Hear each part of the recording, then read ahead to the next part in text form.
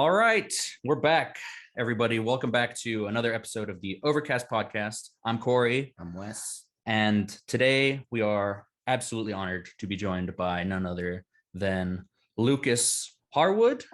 Am I saying the last name correct? I forgot to ask. I'm sorry. Yeah, that's right. Perfect. He's from King Gizzard and the Lizard Wizard, and now Heavy Moss. Lucas, how are you doing? I'm pretty good. Yeah. It's early morning here in Geelong in Victoria, Australia. Yeah, I'm good. How are you guys doing? We're doing pretty good. We've been anticipating this for a while, bunch of planning. I hope we didn't get you out of bed too early. Wasn't too big of an inconvenience. No, not at all. I'm always up pretty early. We've got kids, so they right. get up pretty early, so it's all good. Perfect. Awesome. Well, yeah, man, let's just get right into it. I'm glad everything's well and everything, but I guess Heavy Moss. We'll start with Heavy Moss. I mean, tell us about how this came about, how Heavy Moss came to be. So I guess it's kind of a long story and a short story, but I guess I've always been writing on the side, writing my own songs on the side of King Gizzard, and especially like more and more over the last few years, writing a lot more on keys. My first instrument was guitar, and the first side project kind of band that I had was, I was playing guitar and singing, and I definitely kind of hit a wall at some point with that, just with my own ability to play guitar. And just I don't know. I think just didn't have the inclination to really kind of delve deep into the guitar and really get what I wanted out of it. And I'd always played keys growing up. I kind of learned piano in high school, and I just started playing more and more and writing more and more. That early band was Atolls, and that just kind of dissolved and fizzled for various reasons. And I guess over the last almost 10 years, I've just been very slowly just ticking away in the background, like writing demos on keys and recording like lots of little things, but without a project for those songs to be like devoted to. They just kind of went nowhere. Like I guess I follow like a few kind of people on the internet, or there's these like constant kind of memes that pop up around like people having a music project, or like being a bedroom musician, or like writing their own demos. So it's just kind of like this this cycle where you just like write demos and loop things and you never finish a song, and you never show anyone your work, and like there's like a little corner of the internet like devoted to making jokes about that. We're in that phase right now. For the 5 years. For the past 5 years also. I think a lot of people can relate to that, and that was definitely me for a long time. Part of it was not having a project to devote it to, and kind of like a bit of self-esteem like issues as well, and like not thinking it was good enough to like show anyone. Anyway, kind of randomly, it was probably about like 8 months ago now, I ran into Sam, who's the drummer of Heavy Moss. I moved to Geelong about a year ago, which is an hour out of the city. I grew up here, but like a lot of people, a lot of my friends here, straight out of high school, they just moved to Melbourne. It's like the big city. It's only an hour away. It's where you chase your dreams and all that. I've lived there for the last 12 years, and moved back down here a year ago. It's a small-ish city. I guess it's like a regional city. I wouldn't call it like country. Mhm. Um, we can afford a bit more space here. I've got a family now, and it's my family's here, my wife's family is here, so there's a lot more of that family support, Mhm. which is a huge help, especially when I'm away touring. Um, yeah. So anyway, moved down here, and Sam, the drummer, was living in Melbourne at the time, and he was about to move down here too. And I guess a lot of my friends like in their 30s now, post COVID, like a lot of people in the world, really, like during COVID, really reevaluated where they're living and why they need to be there. Mhm. Um, so yeah, he moved down here recently, and we ran into each other randomly, and we're just like, we should jam again.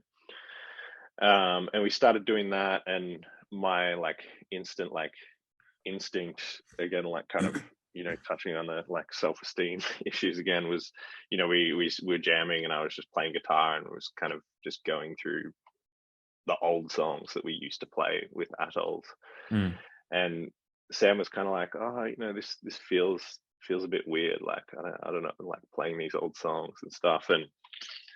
And so I just started playing like I say new, but like new-ish songs on the keys, and we just started like jamming on that. And um, yeah, he was just like, dude, you're really good. These songs are awesome.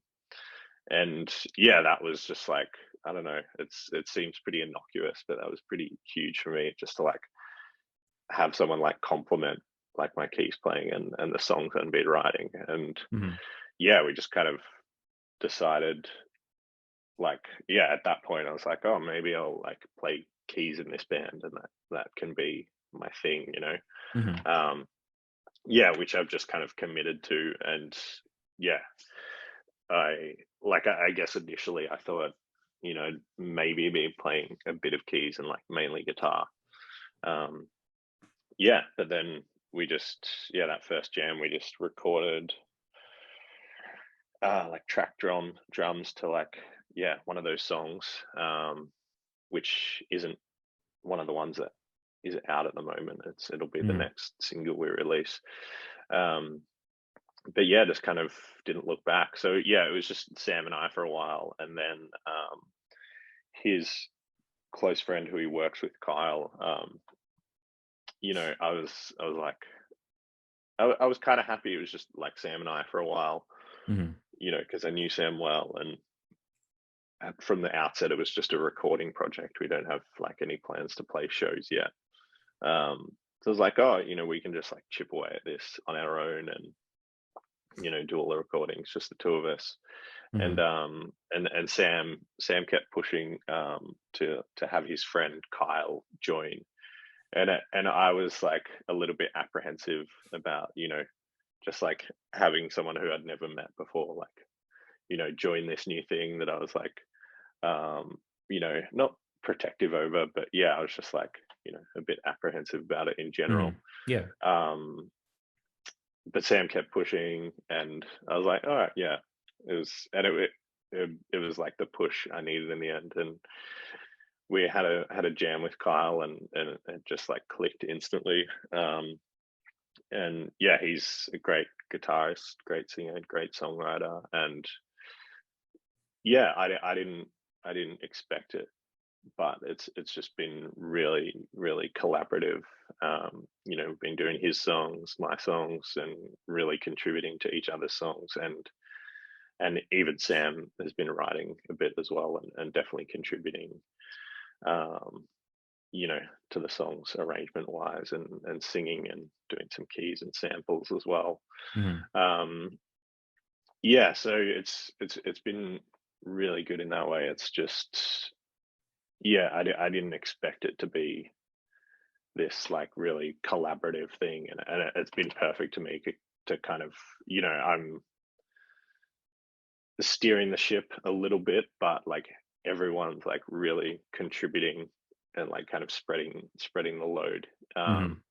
which is perfect, you know, for it's truly a side project that all of us are just, you know, we meet once a week. We can only devote, you know, 3-4 hours a week to it. So Mhm. it's yeah, it's really good. Everyone's like contributing, and you know, I'm kind of, I guess, doing the management and business side of things. Sam's a graphic designer, so he's doing all the artwork, and Mhm. Kyle's a copywriter and kind of Oh, in perfect. advertising. So All in it's house. the yeah, the division of labor Yeah. has been really good, and you know, we're just like trying to, you know, we're calling in every favor we've got, and you know, because like starting a band is one, it's like, you know, it's made me remember, it's really like time consuming work. Like, Hmm. you know, we've only got a handful of songs and we're like rehearsing every week, and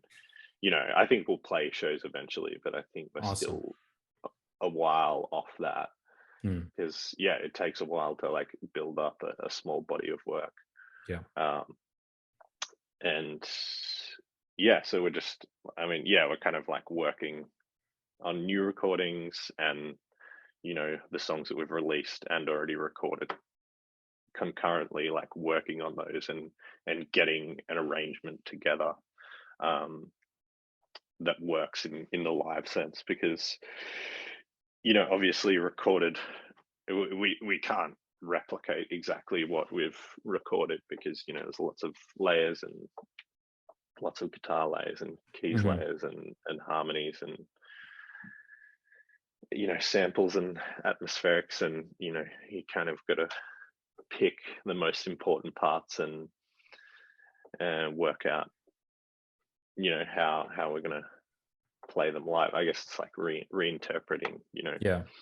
which is the same, with Gizzard, you know, like we really have a view of just like treating the recorded music as it is, and while we're doing it, not thinking about, oh, how are we going to play this live.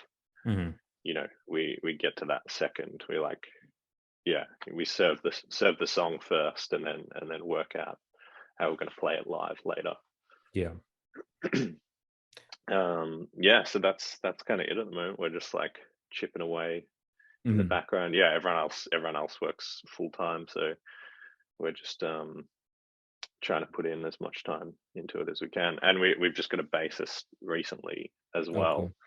cool. um yeah, her name's Beck. She's um she lives in Melbourne, and she's like a gun session guitarist.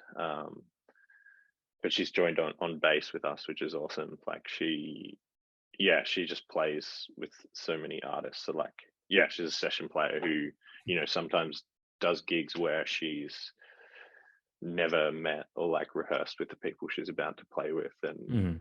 you know, has obviously learnt the songs, but just rocks up and plays. So um yes, super lucky that she's keen to like, you know, devote time to this project, um you know, in a way that isn't session work. Mhm. And yeah, and she just slobbed in like perfectly. Sent her the songs we had, and we had one rehearsal with her, and she just nailed it instantly. So um yeah, really excited to have her in the group as well. Yeah. Oh, well, coming from a listener, it's really, we've always been wondering, like, because Mhm. everybody in Giz seems to have their little side project, and we're always like, man, Lucas, he needs to complete the. We're waiting. Yeah. We're patiently waiting for you to drop some heat, and you did, and it's just, Yeah. I love it. It's fantastic. Um. That's awesome. Yeah, so was I mean, yeah, like I actually started working on a couple of these songs like during lockdown, and Ambrose and Ambrose a lot, like helped me a lot, honestly. Like, yeah, there was this period, I can't remember. You know, the rules changed so often when we were in lockdown, but yeah, there was a period where we started coming into the studio, and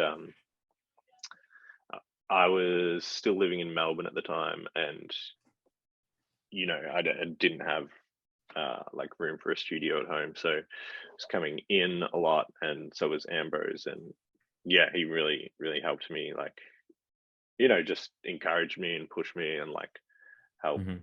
arrange songs, and even sung on a few. The next one we're going to release, Ambrose sung on the demo. He wrote the lyrics, um, and yeah, I ended up re-singing it. But yeah, I guess it was kind of half, well, kind of thirds written by me, Ambrose, and Kyle, the guitarist, as well. And Cookie played bass on this song too.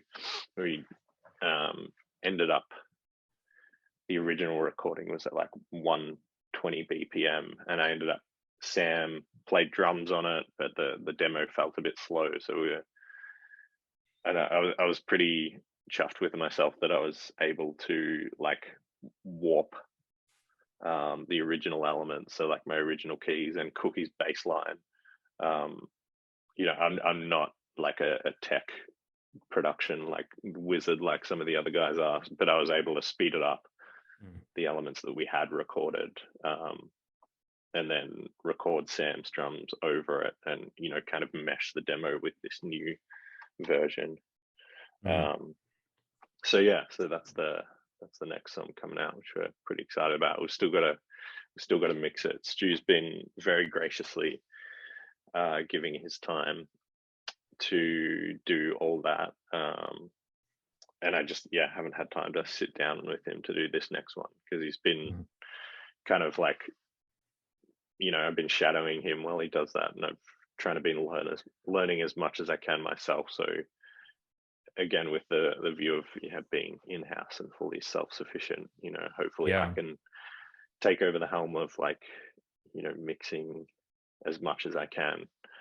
Um, yeah, so hopefully, yeah, I'm hoping we get that done, that next track mixed in the next couple of weeks, and then mastered, and we'll just release it when it's ready. Can't wait. Nice. Something we were discussing or talking about earlier is, since Giz, it seems like you guys are always on tour, somewhere around the world. How do you find time to work on, heavy moss? It's honestly, there's a lot of downtime on tour. Um, I feel like when we're on tour, like Giz are always working on an album, and it's almost more about like, just being a little bit organized before you go away. Like, you know, Gizzard are working on an album at the moment, and Stu's like, oh, I have to get all the vocals done, because he hates doing vocals on tour, because it's, well, one, it's it's kind of hard to find an environment on tour that's like conducive to doing vocals. But and I'm the same like this. I kind of, he hates tracking vocals in a hotel room when like people next door can hear you and stuff like that. Like, you'd be surprised to hear that he's like kind of self-conscious about that, because it is quite a like funny, like raw and like exposing process doing that, like in your ears, you've got effects on your voice and stuff like that, but Mhm. if you're in the next room, it can sound pretty like dry and horrible. um but yeah, it's about being organized, and like, so for Gizzard, for example, like Stu wants to track all his vocals, so it's easier to do guitar and keys overdubs on tour, because we just do it in green rooms, and we've always got a spare amp that we just roll into the green room. And with guitars specifically, we've been using these like captor DIs, so you don't have to mic the amp. It's a direct in from the speaker output of the amp, and it's not like an amp. Well, it is an amp modeling thing, but it's because it comes from the speaker output, that like the tone of it is really good. So that means you don't have to give any thought to like the recording environment. It's just like direct in. It always sounds good. So we can just roll amps into the green room and record guitars, and then keys, obviously. just straight in. We always take a few of those like Yamaha refaces on Mhm. tour. Yeah. Those little keyboards, which I hate the little keys, but the tones on those things are like honestly incredible. Um, and we've got stuff on stage, which once the crew have set up, like sometimes it's you don't want to fuck with it too much because the crew works so hard to like set up everything up perfectly. But there's always a way you can do things, and yeah, we just take a small rig with us, basically, with monitors and a microphone and MIDI keyboard, and you don't need much, like, yeah, I mean, obviously we've got the studio at home with a lot of gear, but it's good to limit yourself sometimes as well. Like Stu definitely has that frame of mind when he's working on anything, and yeah, you don't need much to do it. You don't need a recording studio anymore. You just need a few pieces of gear. So yeah, with Heavy Moss, in the next few weeks we're working on, we want to get down like the skeletons of like a handful of more songs. So while I'm away, we can't rehearse, but everyone can chip away in their own time on recordings. Yeah, and Carl's him and his partner are about to have a baby as well. So, we're not going to be able to rehearse as much. So Yeah. I'm on tour. He's about to have a baby where, we'll hopefully have a batch of new songs that everyone can kind of chip away at while we can't be in the same room. So yeah, that's kind of a roundabout way to answer your question. But like being organized, like if you don't have something to work on tour, like like a goal set for yourself, like that's I think when you can like squander that downtime that you have, like but if you've got a list of things to do, it's much easier to like sit down and be like, just start ticking things off rather than I don't know, just like sit around waiting for like inspiration to strike. It's better to have a plan. Exactly. It never happens at the right time. So yeah, honestly, there's we are on tour a lot, but like touring is like 3% of that time is actually playing the show. There's a lot of downtime, and this particular tour we've got coming up in the States, we're doing the residency thing, so we're usually on the bus, and we're one night in every city, but this time we're 3 or 4 nights in every city, and we're all in the same hotel rooms for a few nights in a row, so that'll really allow us to like set up a studio room and yeah, just chip away at stuff. We going back to a little thing you had said earlier about kind of being apprehensive about showing other people your work. I imagine you were pretty apprehensive about, once that was done, putting it out into the world, like officially. So what was like the push for you to actually just be like, okay, I think I'm ready for this to be out in the world now? I think I was definitely still apprehensive, but it's just having people around you, supportive, encouraging people, like you just like having people and a project, that the other people that rely on you, that kind of force you in a way to do those things. Like, yeah, I think that's the trap of being, and don't get me wrong, some people are really good at self-motivating and working on their own, and making music and art on their own and releasing it on their own. That's some people's way of working, but I definitely need people around me to like help me do that. And that's like the trap that I was stuck in for like years, honestly.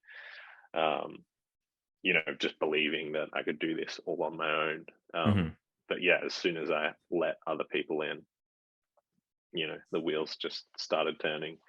And yeah, like Stu especially, I was never gonna like ask him to mix, because everyone's time is so precious, like everyone's got families, everyone's working hard on other stuff. And yeah, he's just a great encouraging friend, and he offered, and every time we do it, I'm like, I thank him so much. But he just genuinely like loves doing it and loves helping out because he's a great friend. So yeah, just having good people around me who are encouraging, Yeah. and getting the songs to a point where I think they sound good, and I show them to the guys in Gizzard, the guys in Heavy Moss, and like some family and friends, and just getting that little bit of encouragement, and taking things to a level where they're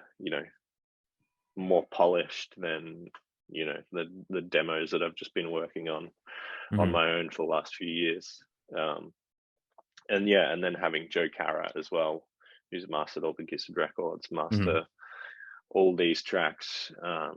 Yeah, that's just always the icing on the cake.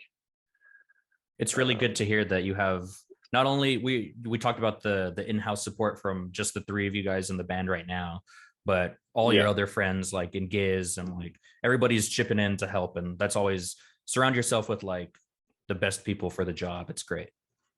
Exactly. Yeah, that's been the most encouraging thing, yeah, very, very lucky. Yeah. Well, we can't wait to see what you release in the future. For the second half of the show, we asked for listener submitted questions, and we were not short on any. So we have quite a few. We're going to ask as many as we can. Sorry if we don't ask yours. But yeah, Lucas, feel free to answer these however you'd like. If you don't want to answer them, tell them to skip them. Yeah, actually, I will. Before you go on, I will say, like, kind of adding to that last question. Just the like kind of cohort of dedicated like Gizzard fans as well. Like as soon as I started Heavy Moss, and like before I'd even released any music or just like started teasing stuff online, so many like Gizzard fans, like yourself, were just like so encouraging before I even released any music, and just saying they're excited to hear it. So that was honestly a huge part of it as well, knowing there was a small audience of like dedicated music fans just ready to listen as well. Yeah. Anyway, I just wanted to add that. But yeah, let's get into these questions. Awesome. Now going into these questions, this is more so for the listeners. We don't ask, we kind of write down a list of questions that we're going to ask preemptively, but then when we get all the listener submitted questions, it's kind of like what we're tacking on. So a lot of these questions we were going to ask, but the fans put it so much better. The listeners, they always they have a better way with words than us, I suppose. All right. So this first question from the fans comes from Instagram. This is from Jared C. Davison. What is your favorite song to play live with Giz? That's a hard one.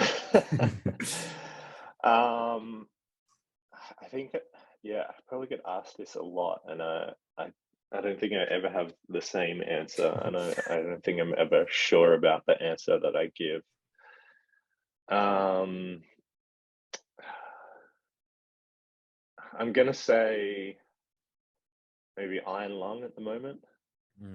Yeah, let's just say that and keep it rolling. But I just I think the Ice Death stuff especially was like, that has just been, I don't know, just taken us to this new level of just like jamming. It's just made me a lot more like confident as well, just in like being put on the spot, I guess. And just not having a like defined thing that I'm going to play for a certain song, you know. Yeah. Yeah, it's just made me better at improvising, and it's just really really fun, and yeah, especially like, you know, those songs we just really just vibe off each other, and it Mhm. like, yeah, you just don't know what direction it's going to go in, which is really exciting. I love that album. I think that's my favorite of all the last year's releases. I think it's just such Yeah, a it's a great lot. album. It's a lot of fun, and yeah, Um, that Iron Lung, or maybe Ice Five. Another I'm changing banger. my mind. Yeah, um, that actually segues perfectly into this question from Reddit. I had heard that I think when Ice Death was first being released, Stu had said that that was the most collaborative album. Like everybody wrote some lyrics and stuff. Um, yeah, definitely. and that's great. And this next question from These Personality 76 says, it's more of like a statement that can be interpreted by you more than a question, but it says, I wonder Yeah. if him being more involved in King Gizzard's writing process inspired him to create his own project. Do you have anything to? Yeah, I think that definitely contributed for sure, for sure. Especially the lyric writing. You know, for that record, you know, we had this live Google Doc. Um, yeah, you know, Stu had prompts for each song, and we all just like, yeah, and having prompts for writing, you know, it just allowed me to like write more than I usually do, and also the fact that it's like this Google Live document that, you know, we could all just chip away at in our own time. You know, I think if I was like put on the spot, like, you know, like in Metallica's Some Kind of Monster, and they're all like in a room, like writing on notepads together, like I would just shut down and like not write anything. I just find like situations like that so intimidating. So yeah, to answer the question, yeah, it definitely like contributed, uh, you know, to self-confidence of writing my own stuff. Hmm. Nice. This next question from Instagram comes from the user MyGizverse. Is Heavy Moss getting some wax treatment? If so, which label? Love, Maine. Um, I mean, there's no plans to yet, but we definitely want to. Mm. Um, I haven't talked to any labels. Like I would love to just like stay independent for now. Yeah, like we touched on earlier, I've like really enjoyed just taking the reins and like doing everything ourselves. Mm. But yeah, definitely. Yeah, I don't know if what we're like working towards is like an album yet. Maybe I feel like we might. There's definitely, you know, there's definitely enough material out there. It's almost like, you know, and this is the good thing of like our kind of collaborative, the collaborative nature of the band. There's too many ideas to like keep up with, like with the limited time we have. So like, you know, we've definitely got enough material for an album. It's just, you know, having the time to finish, you know, like make those ideas into like finished songs and record them. But yeah, I think we'll definitely like put something on record on wax one day. It's just a matter of when. Mm. Yeah, it still seems a bit early in the process to. Yeah, and you know, it's really expensive as well. You know, we've just been trying to like, as I said earlier, like call in as many favors as possible and keep costs down, because you Mm. know, we're not playing any shows, so we're not making any money. But yeah, I don't know, maybe we'd do the Q rates thing. Is that how you say it? The crowdfunding vinyl thing. Mm. Mm-hmm. Yeah. Is it Q rates? Is that I how you think pronounce it? I think so. I'm not sure. Yeah. Yeah, I'd be interested in doing something like that for sure, because no financial risk, Yeah. even a small vinyl press. I mean, some plants will do 100 records, but it means the unit price is quite expensive. And Yeah. it's just like, I don't know if I want to, delve thousands of dollars into it. But Yeah. yeah, maybe a crowdfunded album one day. We'll see. But yeah, Nice. definitely want to put something on wax. That'd be great. I'd buy it. Yeah. You'd have 2 supporters here, Thanks. at least. Awesome. Thank you. I think it's you. No, it's No, it's me. your turn. Okay, this next question comes from Reddit again, and is from Valuable Huron 2015. You've stated several times publicly that the Murlocs are your favorite band, and so their question is another tough one, I'm sure. What is your favorite Murloc song? Yeah, that is a tough one. Probably Comfort Zone. Classic, absolute classic. Yeah, so good. Yeah, definitely those slow ballads, like Ambi's just got something going on there. It's just like, yeah, he's just a great songwriter, and yeah, I just love the slow ballads that he writes. They're about to release a new song and video of their new album, which is probably my favorite of the new album. Ambrose sent me the whole album a while ago, and it's fucking awesome. So yeah, look out for the next video, which I think it might actually be coming out this week or next. But yeah, they've shot the video, and it's coming out real soon. Awesome. Feel free to send the album our way. You don't have to tell Ambrose anything. We'll keep it on the down low. Well, I think it's out in a couple of weeks, right? Yeah, probably. Yeah. I think it's out real soon.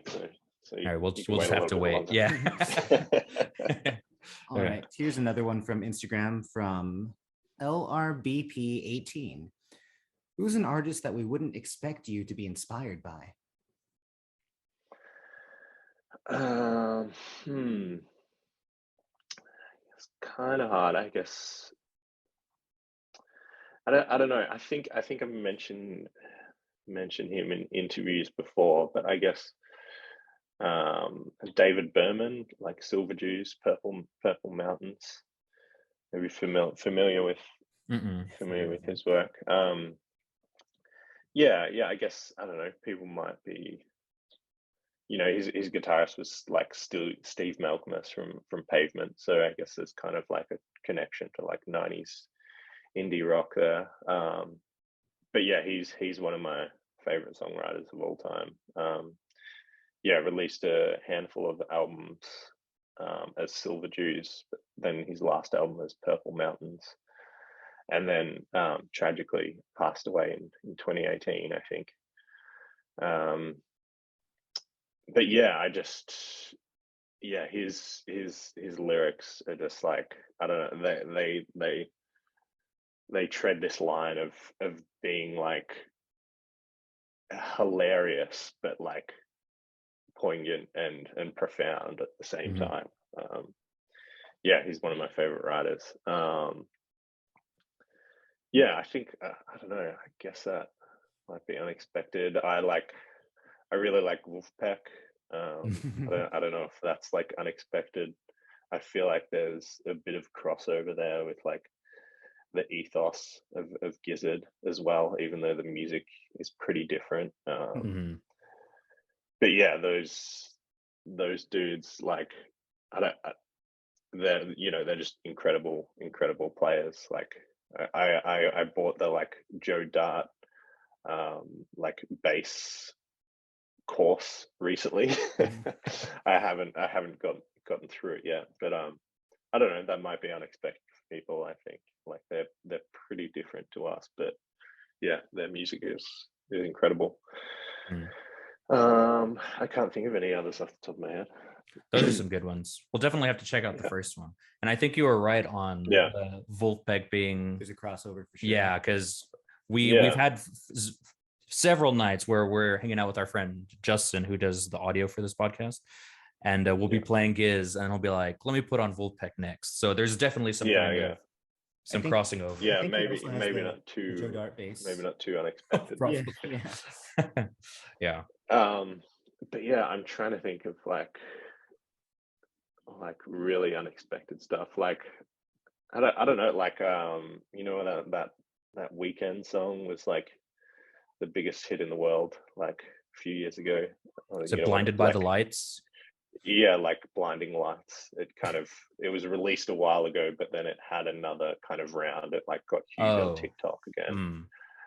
Mm. But yeah, it's funny, you know, that's like, you know, such a global like pop song. Mm. But to me, it's just like it sounds like it's from the 80s, and I just think it's an incredible song. It's so fucking catchy. It is, Yeah. yeah. Yeah. Yeah, I haven't like delved like deep into his stuff, but there's definitely a few other songs that I really like as well. But Mm. yeah, I think that song's incredible. It's like it's addictive. Like I could Mm. listen to it, and I have listened to it on repeat. Yeah, I don't think I would have expected that. Yeah, that is a pretty unexpected one on the Weekend. Yeah, there you go. Yeah, I was trying to think of a curveball like that.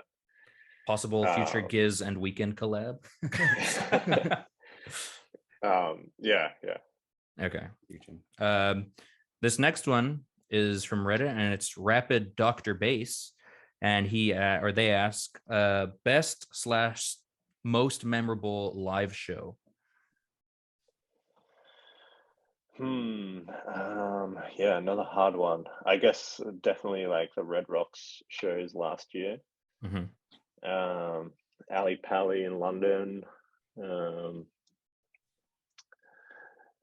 Yeah, honestly, like some of the really early shows, like I'm trying to think of one specifically, but I don't know, maybe this shows my age and I'm like getting nostalgic for my early 20s. But you know, when we first, or like, you know, the first few years of like coming to the States, you know, when we like kind of based ourselves in New York Mm-hmm. for a few months, all those like early shows at like Baby's All Right, the Knitting Factory, and like supporting like Mac DeMarco at Terminal 5. Like, you know, we were just like kids with like wide eyes, and yeah, it was, you know, I'd never been overseas before before that. So yeah, those early shows in New York are super memorable as well.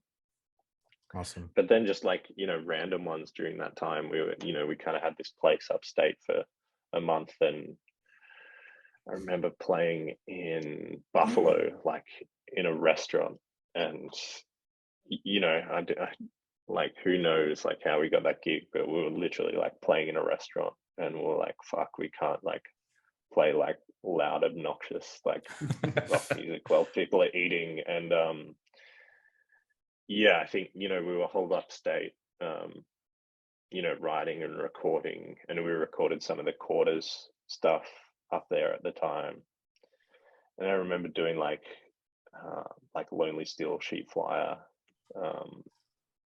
you know, and it was really cool. Even in those early days, we were just like playing in the corner of this like Japanese fusion restaurant, like playing quiet, like kind of jammy music. And yeah, and like, you know, we loved, like, we definitely did that even in the early days. Like we'd kind of let the environment kind of like inspire like what we were going to play. You know, we weren't going to like walk into that restaurant and play like punk music, you know. Mm-hmm.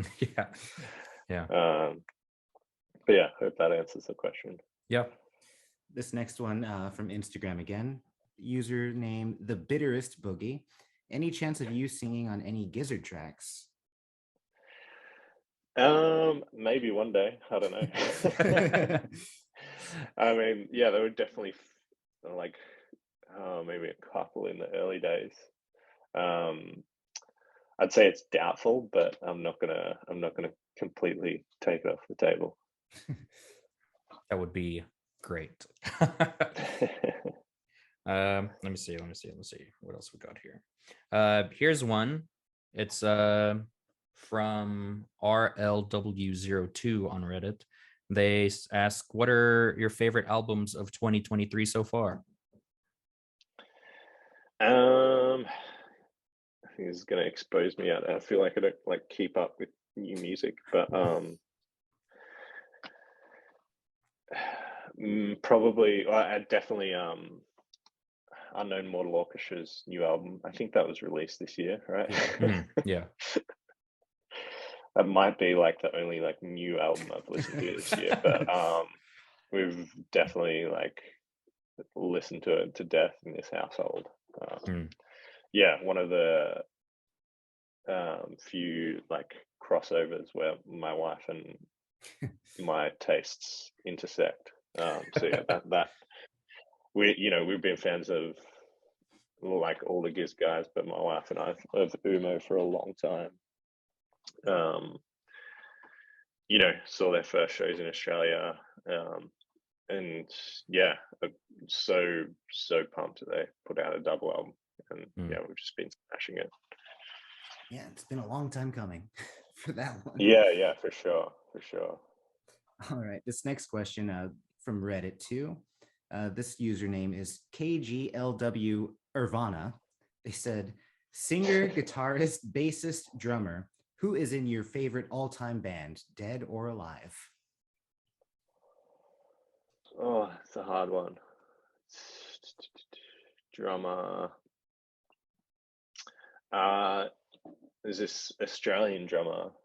His name is Jim White. He like collaborates with like heaps and heaps of different artists. Like I guess he's kind of like a session drummer in that way. Has done heaps of albums with a lot of people. He's played with Bonnie Prince Billy.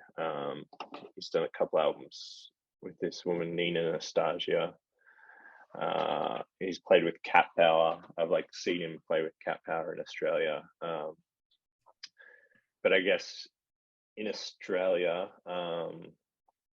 and I feel like I hope you guys don't know about this band. There's a band called the Dirty Three. You should definitely check them out. So it's Jim White, a guitarist. His name is Mick Turner, and Warren Ellis from Nick Cave and the Bad Seeds. And it's drums, guitar, and Warren plays violin, and it's an instrumental band. Yeah, and I guess they're kind of underground, I guess, but they definitely have like a cult following. But you should definitely check them out. Incredible band. But yeah, Jim White is my favorite drummer. He just has this like really, really loose style, like plays with brushes a lot.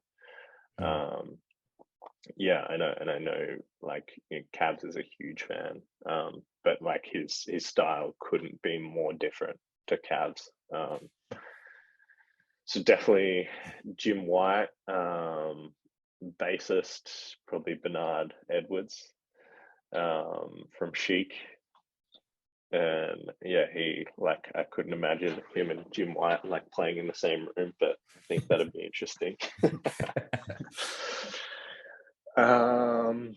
Guitarist and singer. Those ones are hard. Like I feel like I have solid answers for a drummer and a bassist, but I don't know. Maybe I'll let that stew for a bit, and maybe something will come to me. I cannot think of a guitarist and a singer right now. We can come back to that if you want. Yeah. or like maybe like next time I'm on this like podcast in a year or something, I'll have an answer to the rest of that question. Yeah, we'll put a pin in that one. Yeah, I don't know. Maybe I'll email you if perfect. I think of another two, but I'm just going blank right now. Okay, I'll clip if you do send me, I'll clip it here in the podcast. These are the rest of the answer. Yeah, for sure. Okay. I need more time to think about that. But the drummer and the bassist like just came like that. I don't know. Maybe that's solid rhythm section. Like what I listen, what I'm listening for. Yeah. Makes sense. We'll ask a few more here. This one is Slim Phenomenon on Reddit, and he asks, what is your funniest touring memory? Oh God, there's so many. I mean, yeah, it's hard to pin one down. I don't know. I don't want to throw Ambrose under the bus, but I'm going to. He shat in a sink once. Yeah. I think that's all I got for funny touring memories right now. I don't think Ambrose is going to be too mad at me, because I think that's been shared before. But there's too many to mention, because like, very lucky, like, Yeah, two of the world with my best friends. So I think that's a good enough one. That's pretty good. Yeah, I think that's a good enough nugget for now. Yeah, if we ever have Ambrose on the show, we'll have to definitely ask him about that one. Yeah, bring it up for sure. Yeah. All right. Yeah, one more. This next one is from unique username 01 from Reddit. A question I wanted to ask earlier too. They would love to hear about your new saric bass. Oh yeah. Well, Jake, who owns Saric, like, just hit me up randomly on Instagram, and he was like, "Oh, do you want to make a custom bass?" Like, and I was kind of like, I don't need one. And but then I was like, playing the Music Master at the time, and like, that was pretty much my only bass except for the microtonal one. And yeah, I was like, I don't know, I guess like super, I guess like most people who kind of like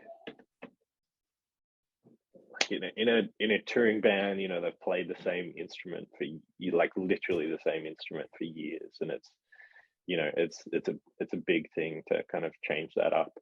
So I was like, the only way I would like make, or like have you make me a new instrument if there was like a new like need to fill.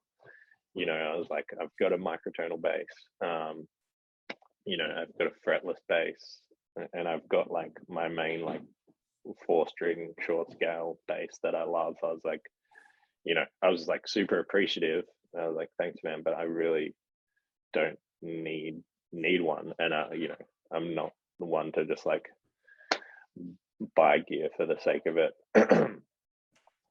Anyway, like, we just like kept, I'm just trying to think of how it happened. I think, we just kept in touch, and we were like touring in the States, and we're coming through Chicago, and they're Chicago based.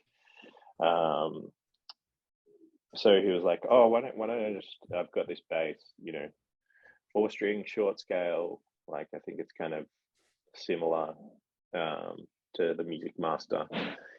He's like, "Why don't I just bring it to sound check, and you can have a play and just see what you think?" And I was like, "Yeah, sure." Like, which is really nice of Jake to do. And yeah, I played it in sound check, and I just haven't stopped playing it since. Like, I picked up the Music Master recently because that's the bass like I have at home to practice on. But yeah, it immediately, and Stu and some of the other guys have said this about the Music Master in the past. Even when I get it set up, it's a 1972 bass that were like originally made for like beginners, like as like a starting bass. But the Music Master sounds incredible, but it has like intonation issues. And even when I get it set up by a professional, it's still just a little bit pitchy up the neck. And yeah, like, even when I posted a video of like me playing it recently on my Instagram, and a few fans were like, "Dude, like, tune your bass." and I was like, yeah, true. But like, getting the saric, I was just like, I mean, habitually I still press the tuner on stage, but whenever I press the tuner, it's just like like almost always like perfectly in tune and just like has no intonation issues. It's just fucking rock solid and plays and sounds great. And I love the look of it as well. You know, so many like new modern basses I just like hate the look of, but Jake's basses like really have that, you know, kind of like retro like design feel. You know, it could easily be like a bass from the 60s or 70s, but it kind of has modern engineering and it's just like rock solid. And yeah, like I've been playing it ever since he brought it to me in that sound check. No shade on the music master, I still love it, but yeah, the saric has become my new workhorse. And Jake is currently making me a microtonal 5-string as well. Nice. So that'll be ready.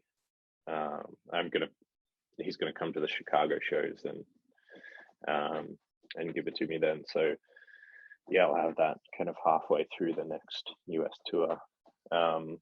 And again, like I love the microtonal bass that like Zach made me.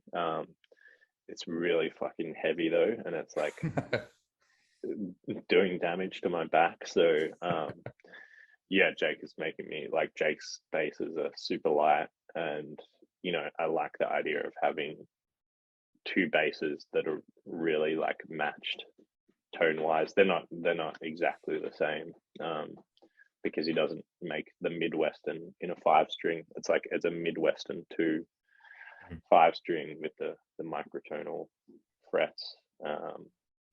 And yeah, I asked him to do it the same color, which I don't think he can like match the color perfectly, but I'm gonna have like twins.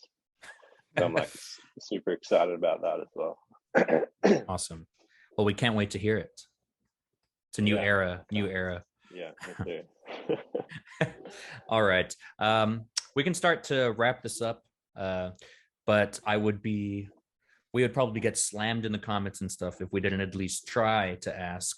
A lot of people obviously asked in the questions and stuff, but they would like for me to ask any new information on the new Giz album. When, you know, can you drop anything at all? I had to ask. Yeah. Well, I think, you know, I can't give away too much more, but like, you know, Stu kind of like goes nuts on Twitter every now and then, and I think he's revealed that it's heavy. It's definitely very, very heavy. It's very technical, fast, and yeah, just all out. Yeah, I will say it's like I think when I say that, people probably think about Rat's Nest, but you know, it's definitely like Rat's Nest, but more like technical and more hi-fi as well. Yeah, that's probably all I'll give away. That's all we need. Yeah. One last thing, I kind of trying to make it a tradition to ask, if applicable, any recommendations on a movie, a book, and an album that you personally enjoy and would like to share with us? Okay. Movie, Mood Indigo by Michel Gondry. He's an incredible filmmaker and like animator and author, and yeah, it's just like visually insane. Like I feel like it's very, very psychedelic in a way, the way it like kind of just seamlessly goes in and out of like real world and like dream state. It's incredible. Yeah, people who love animation will love it. Like,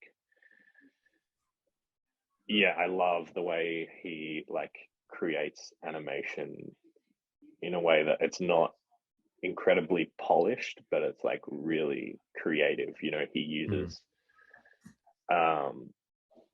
techniques that like anyone could do, you know, kind of like limits himself in like the props and like style of animation that he uses, and it's just incredible to look at.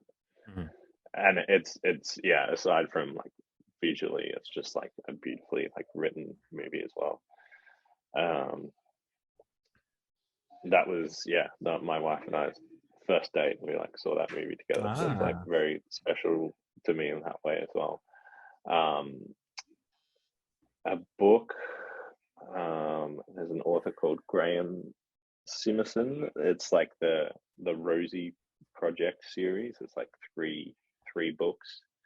um I'm not well read at all. Like it takes a lot for a book to like grab me and like for me to finish it. I have a lot of like half finished books. um but any book with like a very strong first person narrative voice, like it just like hooks me in. And yeah, that's definitely one of those for me. Anyone who's like neurodivergent in any way, I think will identify with that narrative voice as well. Not I'm not, but have friends and family that are. And yeah, it's a really good series. It's three books, and yeah, I'm not a fast reader, but I just like plowed through them quicker than any other books I've read before. mm. Um, an album, I mentioned Bonnie Prince Billy recently. Like earlier in the interview, the album "Lie Down in the Light." I guess like for me, it's like again like connected to like a specific like time and memory. But yeah, my brother and sister like introduced me to his music a long time ago, and he has a lot of albums. He's a very prolific artist. I don't know if you've heard of him, but he's like a folk, like country musician. Just releases album after album. Mm.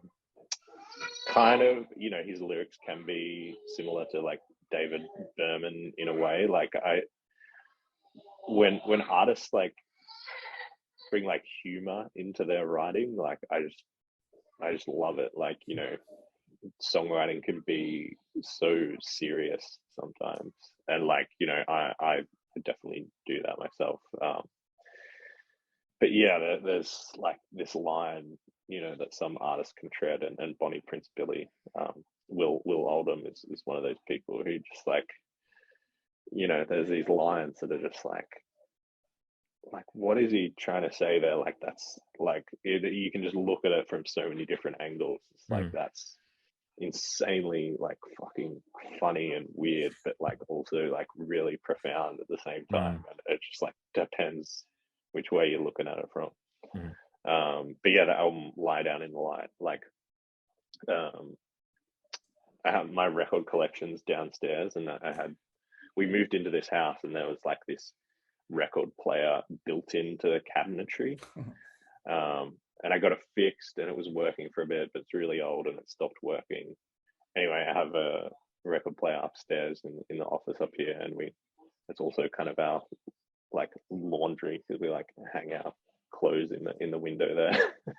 But like my record collection's downstairs, but the only working record player is upstairs, and I haven't moved my record collection, but I just have that one record up there, like just permanently on that Mm. record player. And whenever I'm doing the washing, I just like I listen to it every day. It's like my favorite album, hands down.